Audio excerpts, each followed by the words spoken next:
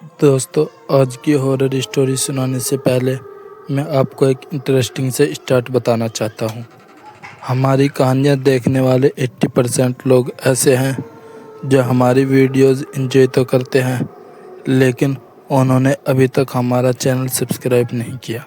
अगर आप उन 80% लोगों में से हैं तो बस आपको एक छोटा सा काम करना है। वीडियोस के नीचे आपको एक सब्सक्राइब बटन दिख रहा होगा, बस बस उस पर क्लिक करना है और लगे हाथ बेल आइकन को भी इम्प्रेस कर देना, ताकि हमारी लेटेस्ट वीडियो अपलोड होते ही सबसे पहले नोटिफिकेशन आपके पास पहुंचे।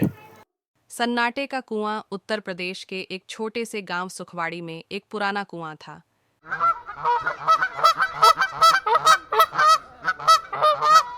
जिसे लोग सन्नाटे का कुआं कहते थे। गांव वाले वहां दिन में भी नहीं जाते थे। कहा जाता था कि उस कुएं में एक आत्मा बसती है।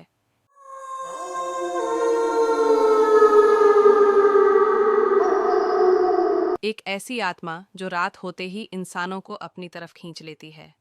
कहानी की शुरुआत। राहुल, एक 26 साल का लड़का, दिल्ली यूनिवर्सिटी से पढ़ाई करके लौटा था।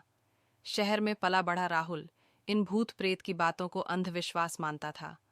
गांव के बुजुर्ग जब उसे सन्नाटे के कुएं के बारे में बताते तो वो हंसकर कहता, ये सब दादी नानी की कहानियां हैं, विज्ञान में भरोसा रखो।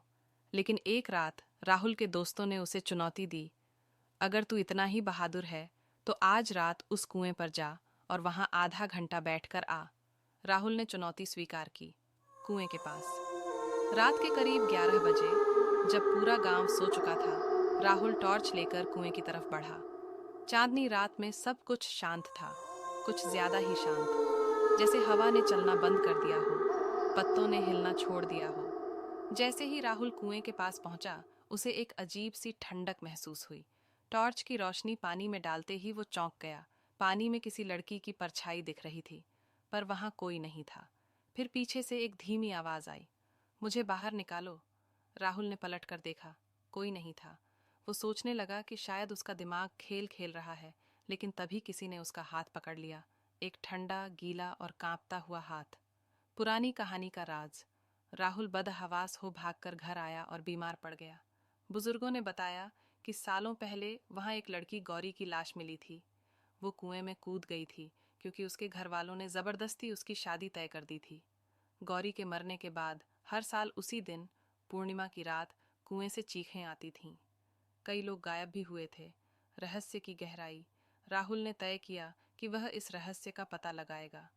उसने अगले दिन गांव के मंदिर के पुजारी से बात की। पुजारी ने कहा, गौरी की आत्मा अब भी बदले की आग में जल रही है। जब तक उसका दर्द शांत नहीं होगा, वह चैन नहीं पाएगी। राहुल ने एक पुरानी डायरी ढूंढ निकाली, गौरी की लिखी हुई। उसमें लिखा था, अगर कोई मेरा दर्द समझे, मेरी सच्चाई को दुनिया को बताए, शायद मैं मुक्त हो जाऊं। अंतिम सामना। राहुल ने गांव वालों को बुलाकर गौरी की कहानी सुनाई। सबने मिलकर मंदिर में उसके नाम का दिया जलाया और शांति पाठ किया। अगली पूर्णिमा की रात, पहली बार कुएं से कोई चीख नहीं आई। पर कहानी यहीं खत्म नहीं हुई। अंतिम मोड़। 1 महीने बाद राहुल की छोटी बहन नेहा कुएं के पास खेलने गई।